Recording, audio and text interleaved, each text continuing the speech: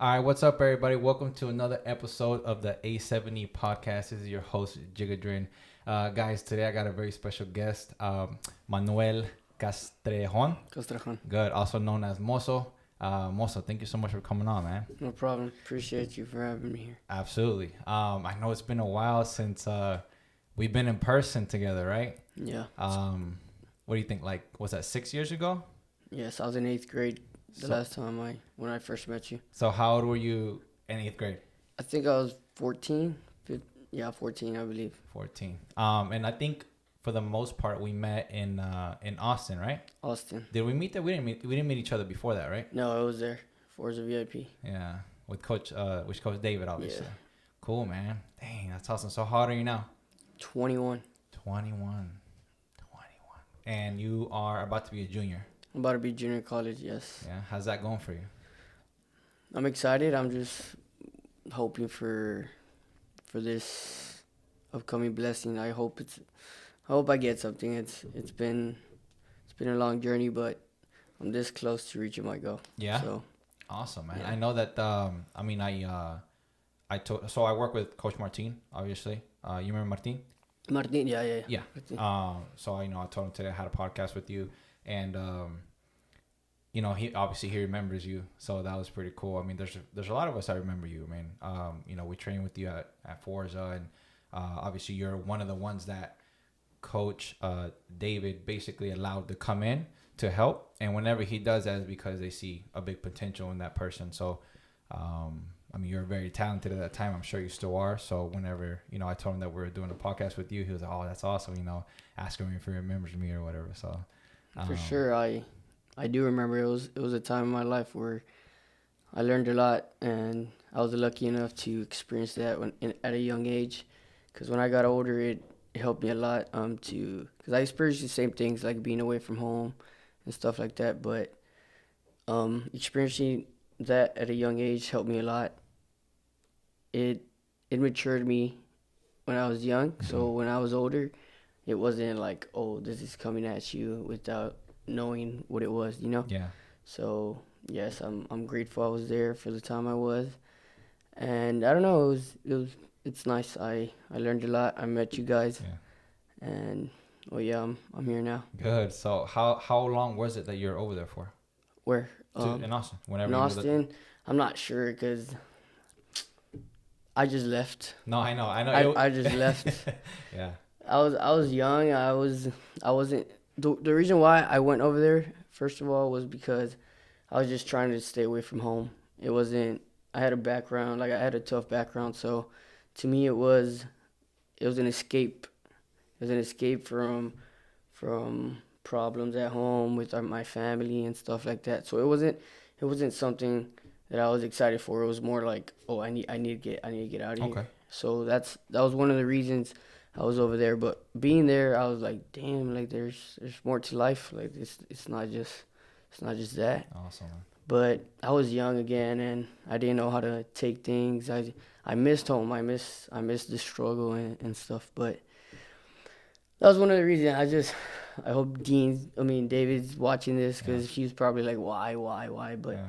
I was young, and I didn't know what I was doing. I wanted to be home with my family. Yeah. So that's one of the reasons I left. Probably the only reason I left, not because I didn't like it or anything. Yeah. I just wanted to be close to my mom. I was 14. Yeah. And yeah, so I don't know. I wasn't a man enough to tell him like, hey, I want to go home. I didn't know how he was going to take it, and I'm pretty sure he would understand. But of course. I was young, so I just did it. I just did it out of the blue and just escaped. Like without telling him? Yeah. Oh, wow. Yeah, so I'm sorry. I'm sorry. Yeah, I know it wasn't right, but I learned from it. Yeah, it's a part of life, man. Yeah. Especially at that age, obviously, it's a big decision to have to move that far away from your family, man. Especially when you're a family person or you're close to your family.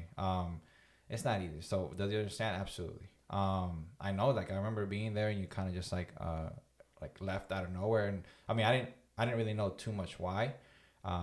Nobody did. Yeah.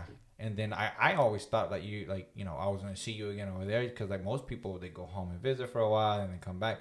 I mean, I did that myself. I would go home maybe sometimes a couple of weeks at a time, then I'd come back. See, and I would have loved that. Like, I'm pretty sure if I was spoke with them, they would say like, "Hey, you can go home and Yeah. stuff." But I don't know. I was a rebel and I was a Yeah. kid. So how are you? I mean, I know back then. I mean, you had. It seemed that maybe you had you were, quote unquote, some kids call or some people call it a trouble child or whatever. But how, like, is that? How were you back then? In regards to things like that, like school, like friends. Yeah. Well, back then when I was in middle school, like my escape was like sports. So I wasn't really like into books. I wasn't really into school. Mm-hmm. So I would always go to school like to sports, basketball, soccer, football. I played every sport, but I stick to soccer because I don't know. I felt like I was better at that, and Yeah. I just liked it. But yeah, as a kid, I wasn't the best. I wasn't respectful. Like in my household, Mm-hmm. I didn't have the education like Mm-hmm. a parent should Mm-hmm. give. Like to us. My mom was in her own stuff, like trying to keep us together, working like 3 jobs Yeah. and stuff like that. But like I know that now. Like I know what wasn't given to me, and I understand. But like a parent is like, hey, you need to educate your kids. You need to show them how to be like their personality. You need to build that up. But Mm-hmm. as a kid, I didn't know that. I didn't have that. Like I didn't have anything. But my way to where I am today, I was always going to places. I was always trying to find some help, like with people and Yeah. stuff. So, and don't get me wrong, there was people who were like, nah, like I don't want to help you, and that was okay with me. I was like, all right, like it's all right. But some people stuck with me, and they helped me, and Yeah. oh, well, that's a good person, so I should stick with them. Mm-hmm. So I wouldn't put my head down when people were like, nah, like we don't want to help you. Mm-hmm.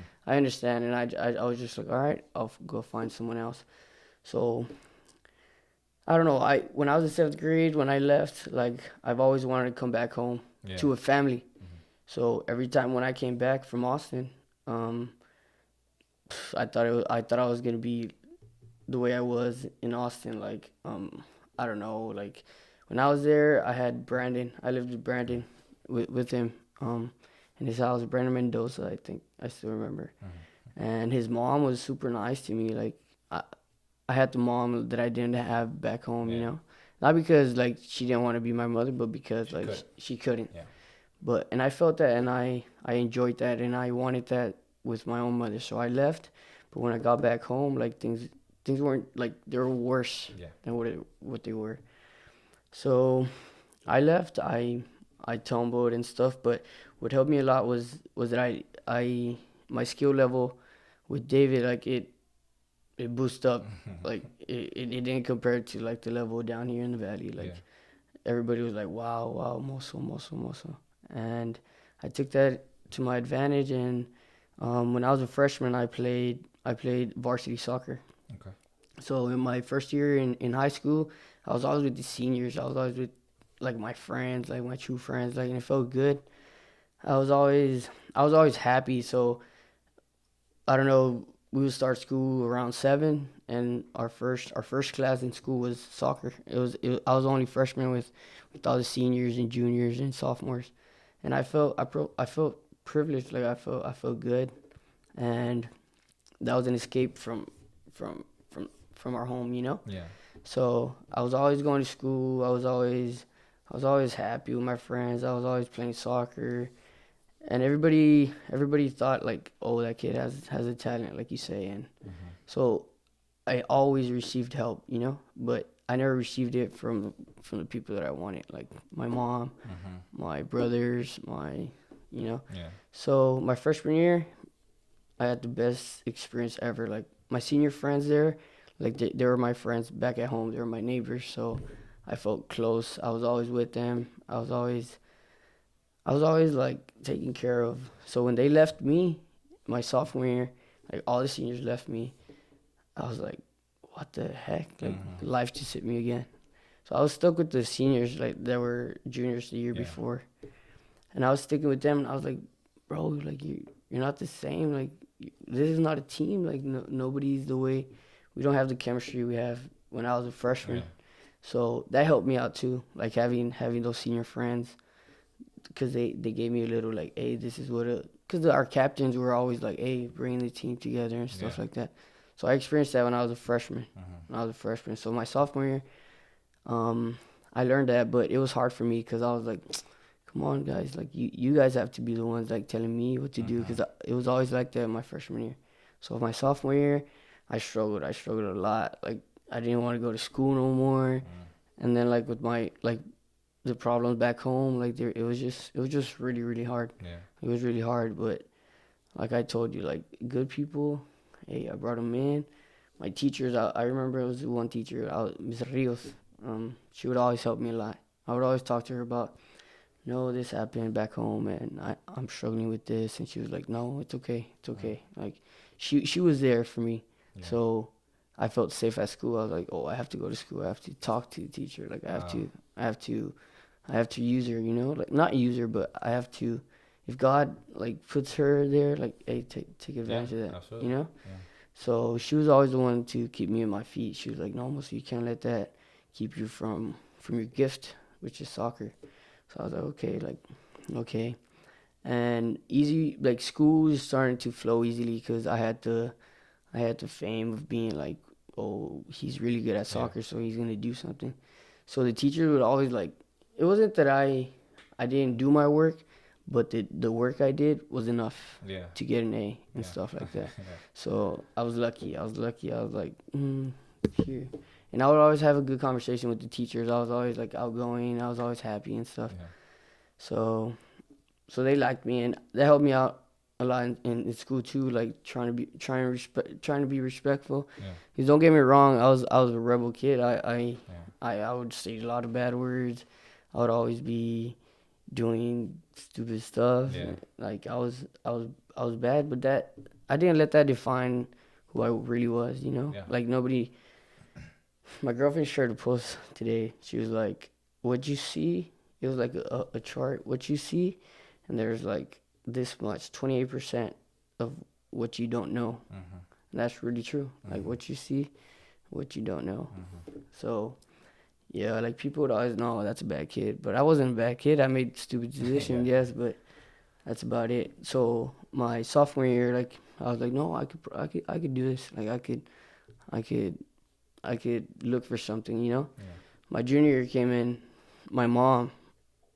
It was my mom was the one who lost. Like she completely gave up in life. She was never home. She was working like 3 jobs. She would wake up from 7 in the morning to 12. She would have her first job, and then from 1 to 5, and then from 5 to 1 in the morning. So she was never home. So the only time I would see her was when she was asleep, when I would get home from practice or from games, because our games were like at 6 at night, and then we'd go eat, and then the bus would leave everybody at their houses. And I lived like in a bush, like in el bosque, con Tarzan allá. So I was always like the last one. So when I get home, like you could see her like pull up at the same time I was getting home, but she wouldn't even speak. She was like, I understand she was tired, and she would go straight to bed. Wow. Yeah, so and I don't blame her. Like she gave up in life for many men who stepped over her. Like that's what, like, I would see it a lot, because I grew up with my mom. Like I never had a father in my life.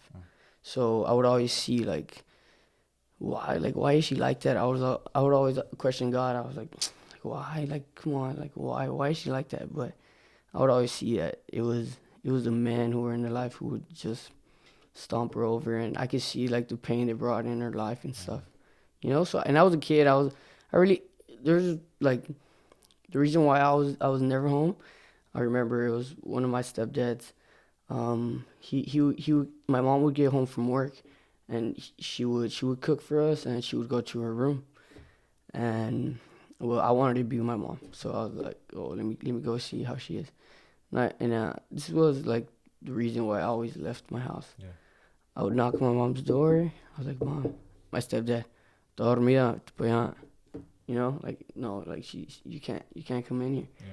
I was like, all right, so I would go. And that's the main reason why I was never home. Like I was always like playing soccer, going to places and stuff like that. Yeah. So, but yeah, throughout the years, I realized that, hey, you got to take care of your heart. Like if you don't do that, like people are just gonna stomp you. So that's one thing you should really, really take care of. It's your heart. And I tell that to my little brothers and stuff. I'm always trying to be the man in the house, the man that we didn't have, you know? So my junior year, it was fluent, but back, like at my household, like it was going downhill, like more than what it was, you know? So my senior year, I was like, come on, this is my last year of school, you know? Like, what am I going to, no. My junior year, I got a state. It was the first year in our school history we made it a state in soccer, and that was a big accomplishment. The La Jolla ISD put me in the buses. Yeah. Like it was something big for our school, and I felt happy. I was like, damn, like look what I've accomplished. Yeah. And I'm sorry. Yeah, go for it, man. No I'm speaking a lot. But yeah, my senior year starts, and I'm like, all right, this is my last year to win state. It was my that was my goal. I need to win state. So throughout the year, I was working towards that goal. I prepared myself. I'm almost at the gym every day, so I was always doing something. I remember in high school, I was always running. We used to do cross country. I was always trying to prepare myself for that. So my senior year, I lost the regional semifinal, and well, I didn't even get close to where I wanted to go, right? Yeah. So soccer was over, and then I was just like, damn, what's next? Like, I didn't focus in school. I didn't my focus was more like on my mom. Like, I want to help her. I want to clean the house for her because nobody would clean. Like I was trust me, like that house was flipped upside down. If you believe me, like trash everywhere and stuff. And I was always trying to keep it clean, but it was hard. Like I couldn't bear like seeing myself in that situation, so I would leave. Yeah. And don't get me wrong, I have younger siblings. My sister was, I think she was like in 6th grade. And she had that responsibility of taking care of my other 2 younger siblings. So, like me seeing that, I was a kid. I just didn't know how to handle it. I wasn't the man I am today. So I would just leave. I wouldn't be there. I would stay at my friend's house and stuff like that. But yeah, when my senior year was over, I was like, damn, what's next? Like, what am I gonna do? And I remember in that semifinal, regional semifinal, when the game finished, two guys come up to me. It was the only offer I got in college. The only offer for college. I remember it was Coach Macias and Coach Acha, and they came to me. They came to me and Jerry. They were like, "Hey, where are you guys going after this?" And we're like, we don't know, you know. He was like, "Hey, if you guys come with us, we could sort like a really good deal for you guys, and you guys come play for us at Western Texas College." And I just looked at Jerry and we were like, "Yes, bro, like let's go, like, let's go. That's our exit." So when we left high school, we went to WTC, and again, it was an experience of being away from home, leaving that was always in my mind, my mom, my family, like the problems back home. So I left it.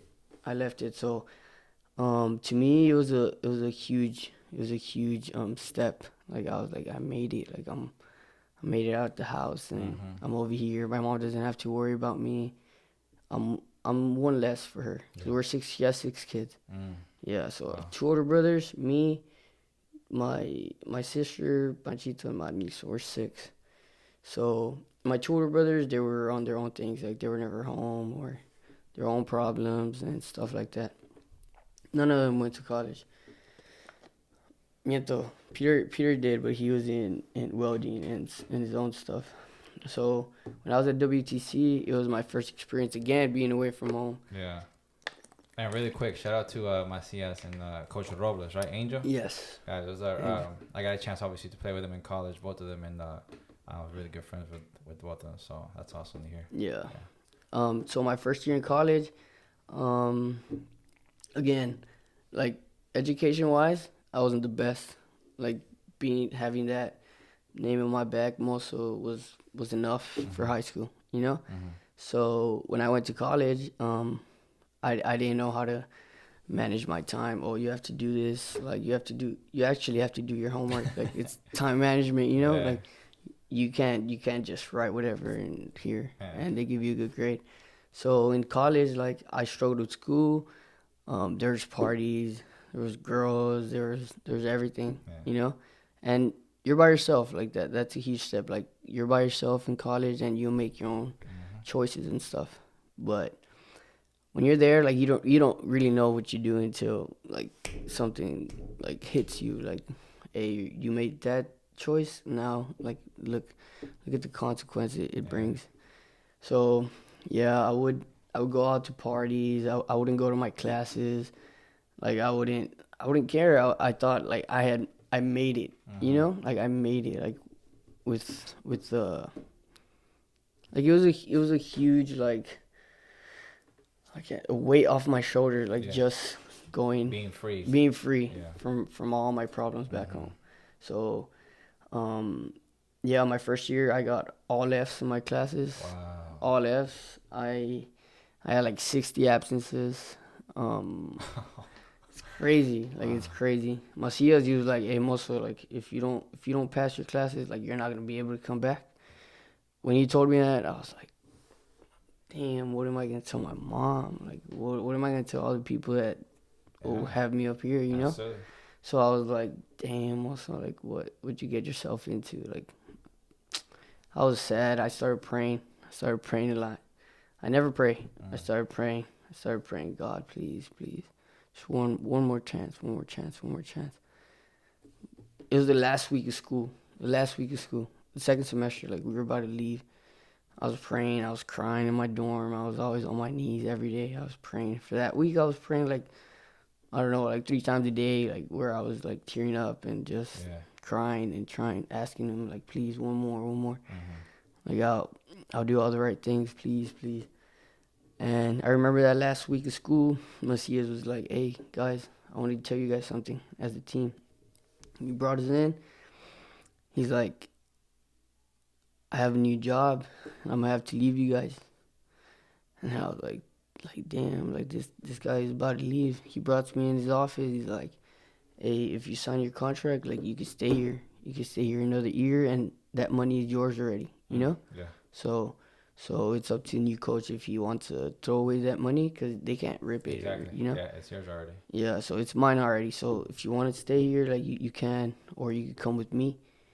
And I thought about it. I was like, nah, like school here wasn't really that hard. Like I messed up by not going to class, by not doing my homework and stuff like that. So Coach Sal comes in. And he was a nice guy. He spoke to me. He was like, "Hey, I think he saw me practice, and then he brought me inside the room. He's like, "Hey, well, you have this money here, but you don't have financial aid no more." So that's the scholarship was, I had a soccer scholarship, and then my financial aid. Well, I got full financial aid, so that would cover the rest. So he was like, "I can help you out the first semester." So like he helped me out. Like we need to find you a job and stuff like that. So he was like, "You need to work at Walmart. You need to work somewhere, regardless. Like you're gonna have to work." Wow. So I was like, "No, coach. Like I'm down for that. Like, I don't care. I just don't want to go home." He was like, "But you're not gonna be able to play either because you're not eligible to play."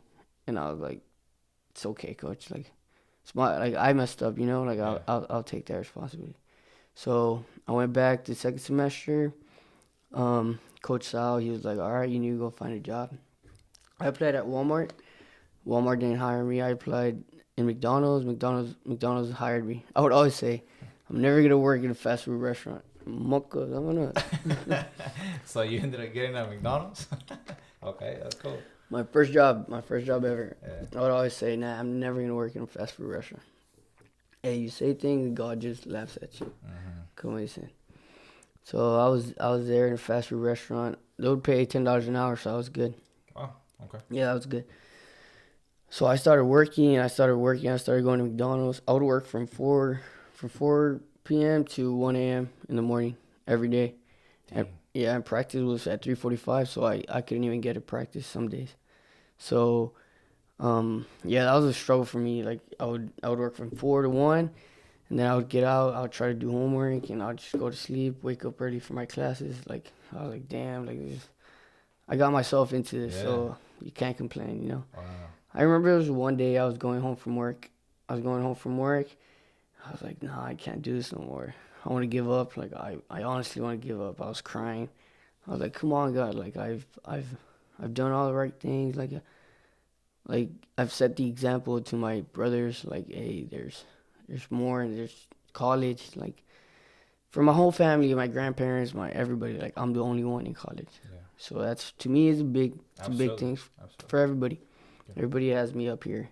So I would tell them, like, come on, God, like I'm doing everything I can to make it, you know? Like I just want to be free. Mm-hmm. And so on your way home from work, man, you were ready to give it up. Yeah, I was ready to give up. I was like, come on, like I was questioning him.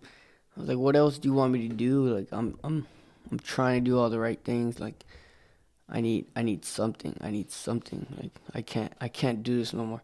Believe me, Adrian, like I was bawling my eyes out that day. I remember I was like, if you're real, I told him, if you're real, like come on, help me out. Mm-hmm. Like if you really want me to believe, like I need something. A month goes by. Boom. COVID happens. Well, we couldn't work. We couldn't, like, it was like we couldn't go to work because COVID was happening. People were dying and stuff like that. And then I was like, damn, like I get a refund from school. I get like $1,900, and I had to pay like $1,000. So I get that money, I throw it in, and I'm like, damn, I'm set. So you paid off I paid off my school. Cool. Like what I needed to save up was like about $2,000. Okay. So I got that refund. So when I get that refund, I'm just like, I'm free. Like I don't have to go to work no more. Like I'm free. Like this is a blessing. This was my blessing. I took it that way. So COVID happens. They close campus down. They send us home. I'm back here with my family. To that time I left, where was it? Second semester. I lost myself with this pause. Yeah, no, you're good. Okay, so yeah. I go home, sophomore year. Oh yeah. I come back spring semester. Yeah. That was fall. Yeah. Come back spring. I could pay. I'm eligible now. I have my financial aid back. Oh, so I passed my classes. Yeah, I passed my classes. I get my financial aid back. I got my scholarship again, so I didn't have to work second semester. So if you don't have to work, I'm not gonna work. McDonald's flipping patties, I couldn't do that no more. I was like, nah. So second semester, I had my soccer scholarship and financial aid, and I got to play. So I was practicing again. And I was like, thank you, Lord. Like, thank you. I needed this. Like, I needed to be free again. Like, focus on this. Like, hey, soccer's your way out. That's what I would say. It was my way out. My friends would always tell me too. So I got to focus, and we didn't have a season because of COVID for spring. Right. So we were going to come back because I redshirted this year. Mm-hmm. So it didn't count for my eligibility. Mm-hmm. So my third year of college, I was going to have to do 3 because I played my first year, but I lacked academics and that. So I had a redshirt in my second year, and so I could play my third year. Mm-hmm. So we go back to school. Coach Sal recruits a better team. Because when he was there, like, he didn't have the best team, man. Coach Sal? Yeah, Coach Sal. Coach Sal was a good coach. Like, yeah, so did Coach Macias take a few players with him? Or Macias left our first year. No, I know. He took like 3 or 4. Okay. Yeah, the best ones, and the rest, like, they were already finished. They were like sophomores. Okay. So Coach Sal had to recruit like a whole new team. Yeah. And he got the job like last minute thing, so he didn't recruit so good. So he was taking more like walk-ons and stuff. Yeah. So Coach Sal, he recruits a good team, and I was just so happy. I was like, damn, like we could actually like make something happen, you know? Yeah. Because I saw Coach Sal, like he's like soccer wise, like he reads books. When I would practice with Coach Sal, like I would learn something every day, like Yeah. every day. Like it was crazy. I was like, come on, Coach, like how do you do that, Coach? Like, he's like, soccer's like a book, man. Like you just learn. So yeah, I was happy. I was ready to go back my third year, and I don't know, just start and see where it takes us. Yeah. Okay. So yeah, I come back my third year, and disappoint. So real quick, so one of the years you got like a red shirt situation since of COVID. Yeah. Okay. No, red shirt was because of my grades. Okay, the first year. My first year I played. Yes. I played, but I failed my classes and stuff. So my second year, Cannot play. I couldn't play. That's where you were working, and that's when COVID happened. Yeah. Right, and then your third year, that's when I got everything back, and I was set to play and everything. Like if it was my first year. Yeah. So third year, I was just happy. I was like motivated to go and everything. Coach Sal, an incident happened. Like one of our guys, they went to a party. Our first week of school, they went to a party. Mm-hmm. I was like, bro, like the people here are not the way they're back home, like in the valley, because I had valley friends over there. Mm-hmm. They're like, you gotta be careful. And the first week, like an incident happens. Like my friend, like the cops arrest him. He went to jail. And Not a player though. Yeah, a player. Soccer player. Wow. Okay. Yeah, so we were like, damn, bro, like we're messing up already, like our first week. Yeah. So, our head coordinator comes in. She's like, I already knew. I was like, nah, bro, they're gonna send you home. Like they don't like that stuff, like here and stuff. Coach Sal, like he's a nice guy. Like he wanted to fight for his kid. Like he was like, no, like that doesn't, because the kid that did it, like he already had too much strikes before. Yeah. So he had too much strikes, and with that one, I was like, come on, bro, like are you serious? Yeah. I was like, come on. So Coach Sal, he's like, nah, I'm trying to keep him. You know, I'll do what I can to keep you. Yeah. So like Coach Sal was fighting for him, and our head coordinator, like she was like, nah. Like, and I understand, like, come on, like you don't want to keep like a kid like that. Absolutely. So that year, COVID was happening. So in school, like they were really strict, like with the mask and stuff and all that. There was this one day we were watching a Champions League, and we were all in the comments, and there's basketball players in there and stuff, and all the soccer players. I was one of the team captains, so I was like, hey boys, make sure you have your mask on. I don't like that's serious, you know. The president of the school comes in. Like he comes in, he sees like basketball players without masks and stuff, but he tells everybody, he's like, guys, you think it's a joke? Like, you guys need to be wearing your mask. Like if you're not, like I'm gonna send your asses home and stuff like that. And I was like, bro, I told you guys. But because there was like more soccer players inside, like he emoed the soccer coach. Coach Sal. Yeah. He emoed him, and Coach Sal was like, Coach Sal was like, hey, what's up, Mosso? Like you guys, what are you guys doing? Like you gotta take this seriously. I was like, Coach, it wasn't us. Like the basketball players were the ones without a mask. There's people like without a mask. And then he was like, oh, okay. So I don't know if I should say this, but he sent an email back. He was like, oh, well, I hope it's I understand, but I hope it's equal for all the sports. And that triggered I think the president of the school, and they let him go. Like they let him go. Okay. So Sal? Yeah, Coach Sal. Let him go. And I was like, I remember when he told us, he was like, it was 10 at night. He was like, boys, I need you guys to step outside in the parking lot. And we were like, what the heck? What happened, you know? I was like, what'd you guys do? And everybody's like, nah, like, we didn't do anything. Because it was barely the first week of school. Yeah. Wow, first week. First week. And Coach Sal comes to us, and he's like, I'm sorry, guys. And we're like, what happened? And then he just starts crying. Like, he just starts crying. We're like, damn, did somebody pass away or something? Like, what's going on? Yeah. And then our assistant coach was like, you want me to tell him? He's like, no. I got this. I was like, I just got fired. We were like, what? We were like, what? Like, really? Like, come on, coach. And me, my second year, like, I grew a huge relationship with Coach Sal. Yeah. I was always going to the office. Like, he was the one helping me, like, trying to stay on top of my classes and stuff. Yeah. So to me, I was like, damn, like no way. Like to start off, like he was the one who gave me a second opportunity, you know. Absolutely. So I was like, damn, really? Like this sucks. It sucks for me. Wow. Of course, it sucks for him too. Yeah. And I was like, damn. So our first semester, we were just with our assistant coach.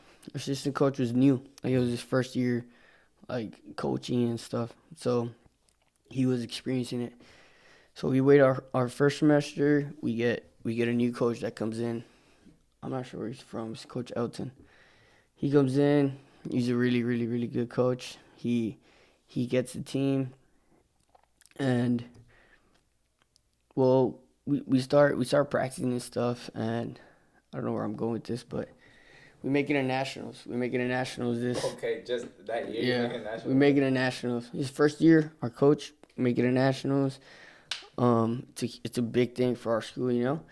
So make it a nationals. In the national tournament, I didn't play much. I was like, damn, this is my first, like, this is my opportunity to like to really get a good offer and stuff, like to make it to because when I was in high school, I remember all my senior friends, they would always say like, damn, I want to play at the highest level I could possibly play in college and stuff. But my senior year, none of them went to college. I'm probably the only one from Juarez like that's still playing. So yeah, we make it a nationals. I don't know what it was, Adrian. Like, I was playing, and then I couldn't see with this eye. Like, I saw a huge blur. Like, I couldn't even see the ball. I was like, nah. Like, I look at the time, the second half was barely starting. I played 20 minutes of the first half. Because coach would sub me out. He would sub us out every 20 minutes. Because we had a big team. Yeah. So I was like, nah. Like, I don't want to go out. I look at the time again. 5 minutes passed. Like, 5 minutes. I was like, nah, like, I can't be playing like this. I can't play. So I sit down and I step out. When I'm outside, I'm just praying again. I'm like, come on, God, like, please. I need to go back in. There's a lot of coaches, like, behind us and, like, in the stands. I was like, come on, I need to go back in. And I was eating bars. The trainer was like, you need sugar, you need something, you know? Yeah. I was praying. I wanted to cry. I was praying. Boom, like, I could see, and I was like, no way. I was like, Coach, I'm good. Like, all right. Time's ticking. We're winning 1-0. That's a good thing. We're winning 1-0. Time's ticking. I was like, come on, Coach, put me in. Puts me in.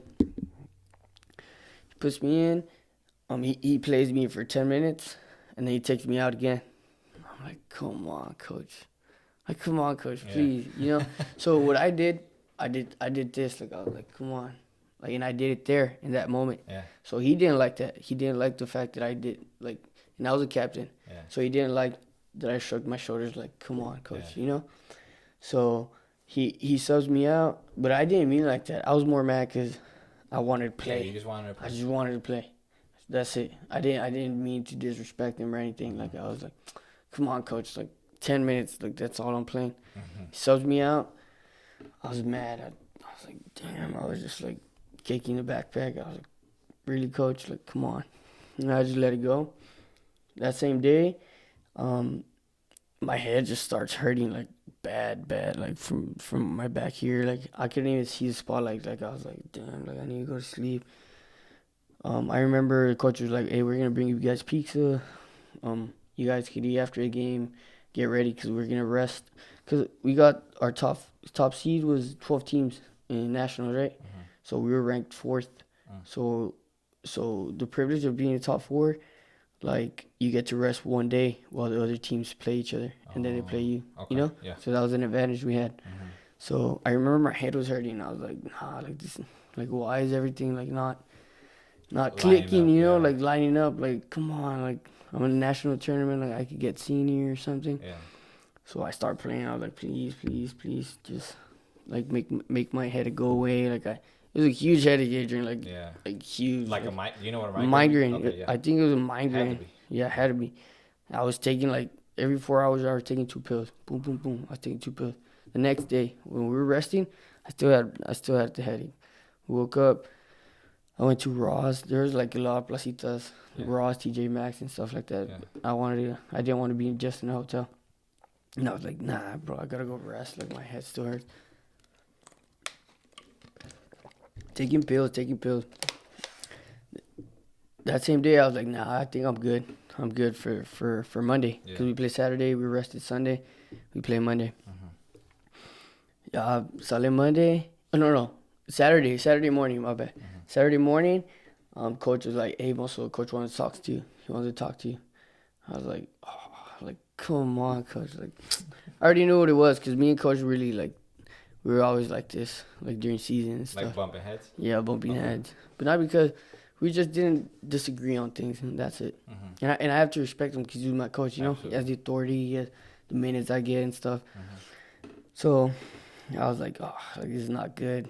Like, no. Like, me with the headache, me experiencing all of this, and then this. He sits me down, he's like, well, we made a decision to take that captain band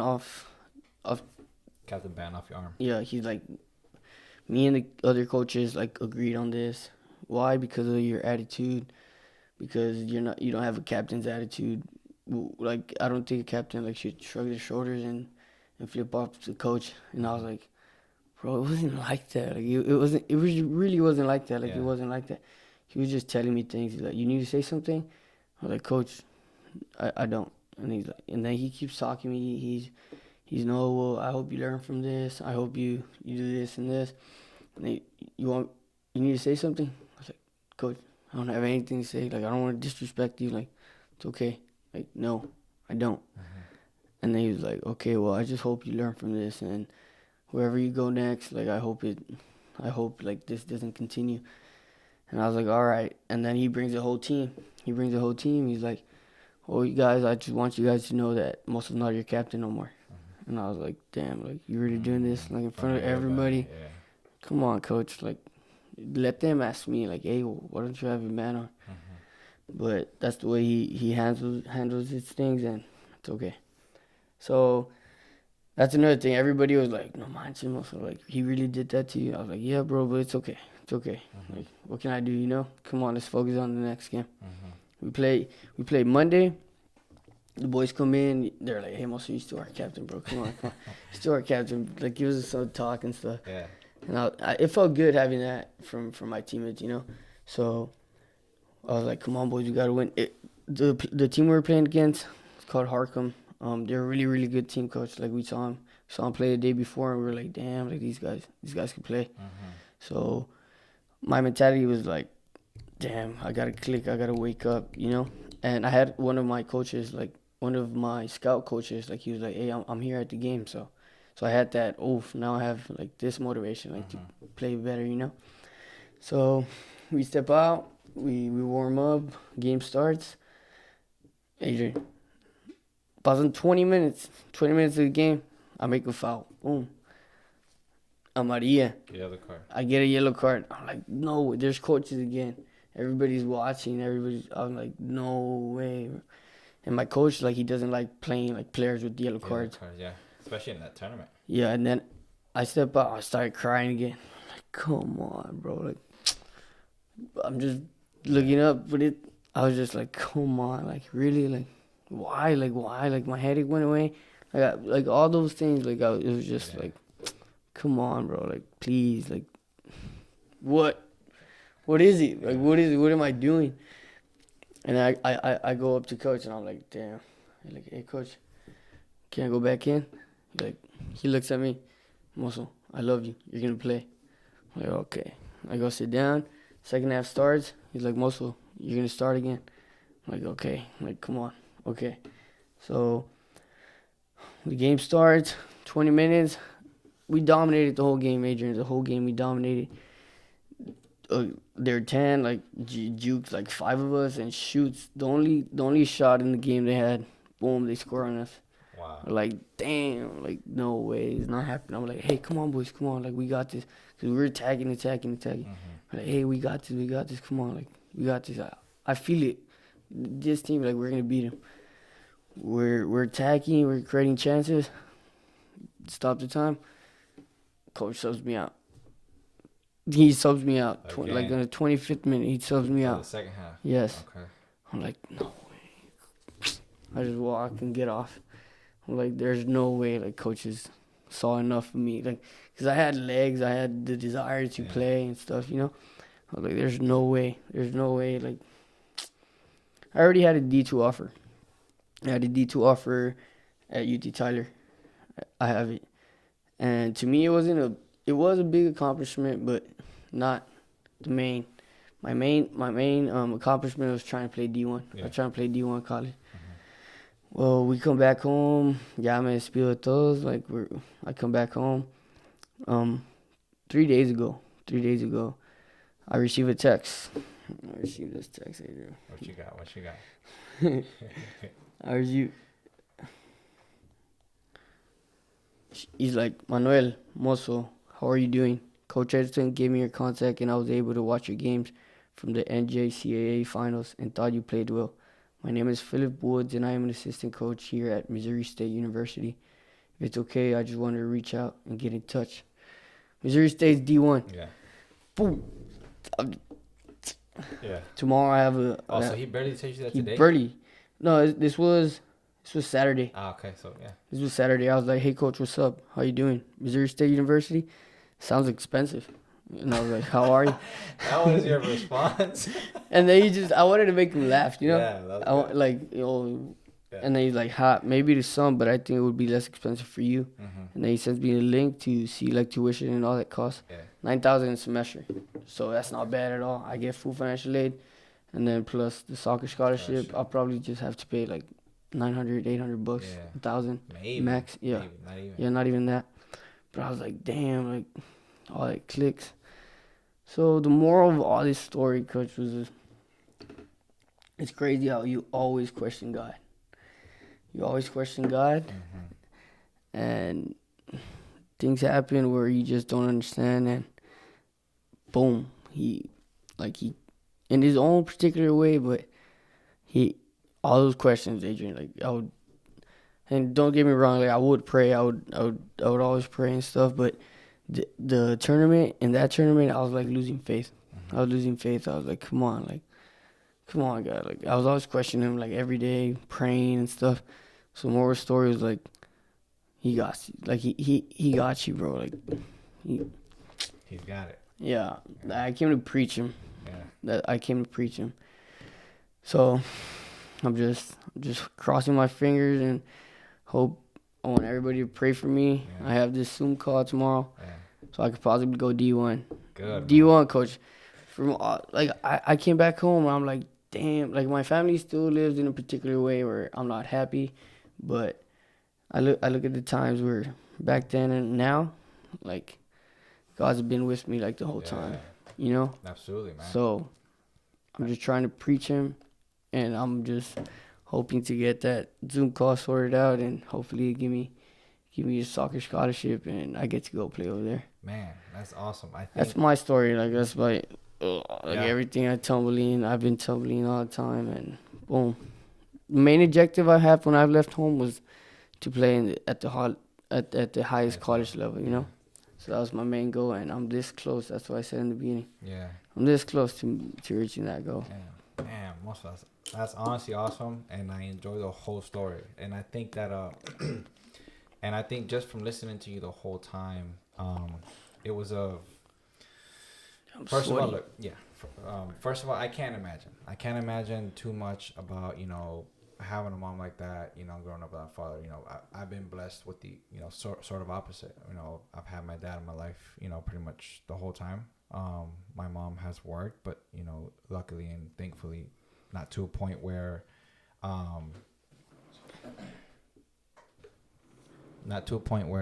you know, she couldn't be around or I couldn't see her too much, right? So I know it can't be easy, because even with, you know, being able to have both, it wasn't easy, you know? So basically, you know, hearing your story, I can't imagine that, because I did, you know, I saw you in Austin and I could tell, like, I mean, I can see when people are troubled, you know, for some reason. You know, I might not know the exact reason why, but sometimes I can look at people and be like, you know, they're troubled with something. And I could see that soccer for you was that outlet. I mean, you met great people in Austin. We all did. And,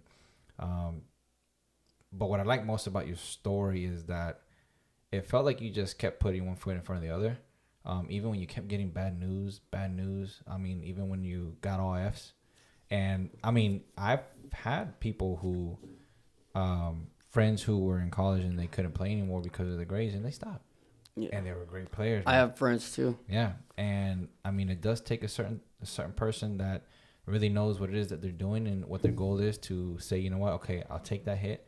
I'll keep going. And, you know, I think one of the blessings was as well that you met Coach Sal. And he's a great guy. Like, I know him very well.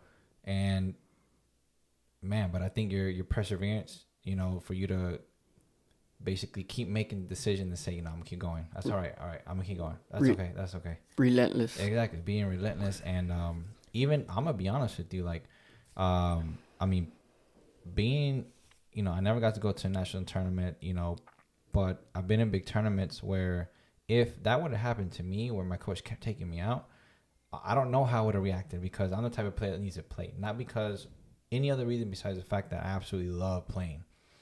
And if I would have been taken out like in the first 20 minutes, the second half 20 minutes, that would have killed me. Like, that would have killed me. I would have been like, nah, like, I can't even play anymore because I'm so out of it. But for you, like, you were just ready to go back in. You know, like, you were just like, you know, obviously you're upset about it. Be like, coach, just put me in. It's like you were still ready to perform as best as you could. Yeah.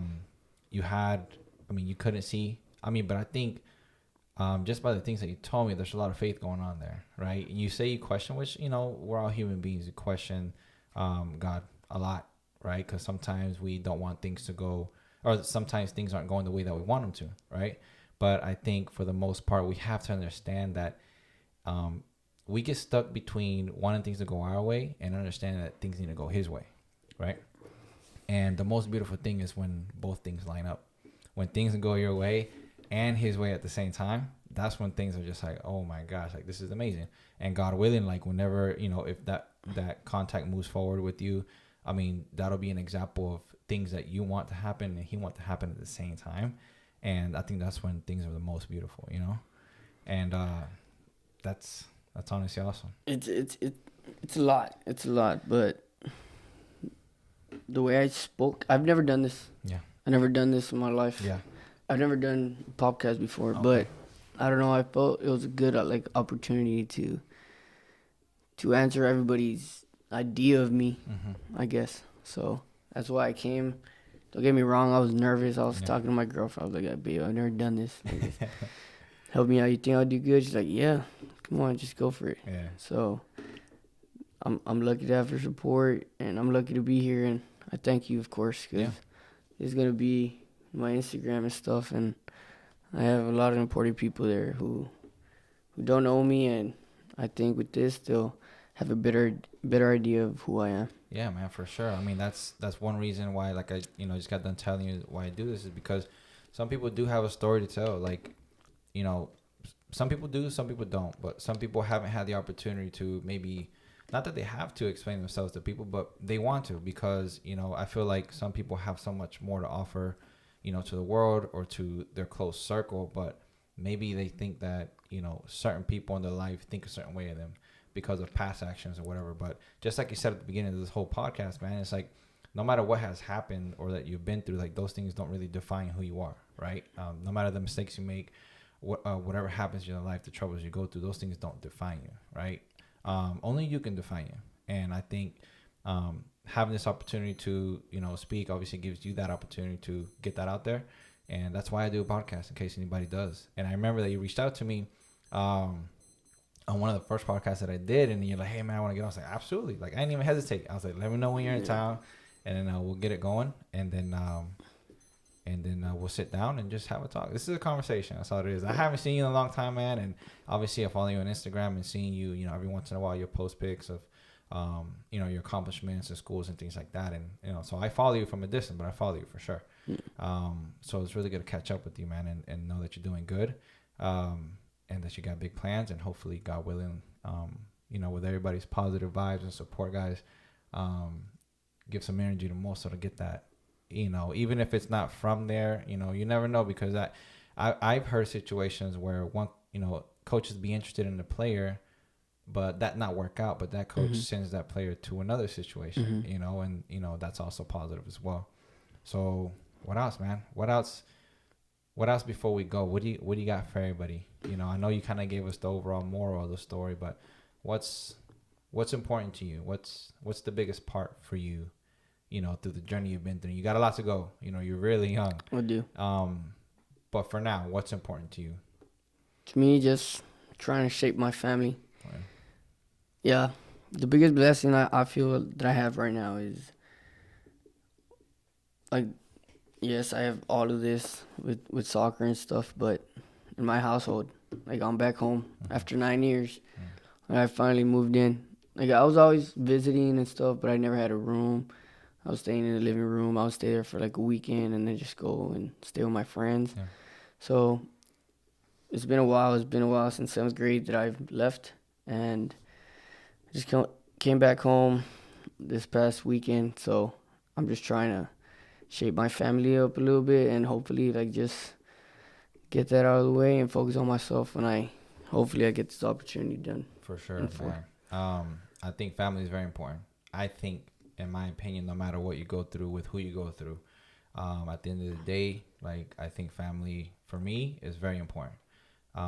Always do your best to be, a positive impact there and outside of your family as well.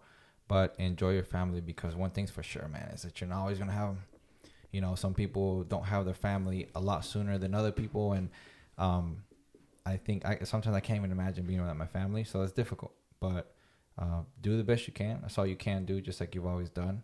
The more you learn, the more you learn, the more you can teach, right? So that's awesome. So, Mosso, again, thank you so much for coming on, brother. And I wish you the best in everything. If you obviously need anything, let me know. Guy, do you know by memory your Instagram? Yes, I name? do. What is it? Mosso Castrejon. That's it. Mosso_Castrejon. Good. Guys, I know you post every once in a while on there, about things going on in your life. And so, guys, if you can just follow him, that'd be awesome. Guys, I don't say this very often on my podcast, but if you could give us a like, a comment, and a share, man, it's going to help basically, maybe get some of these messages out there to people who enjoy podcasts and whatnot. And I think it's a great opportunity for other people just to kind of listen into a positive story like Mosso's, and can't wait to do the next one, man. So whenever you're in town next time, whether it be months, weeks, years from now, let me know again, and then we can look back and compare the two podcasts and see where you are. Yeah. Good? For sure. All right, guys. This was another episode of the A7E Podcast. This is your host, Jigga. Thank you so much for watching. Until next time. Thanks, guys.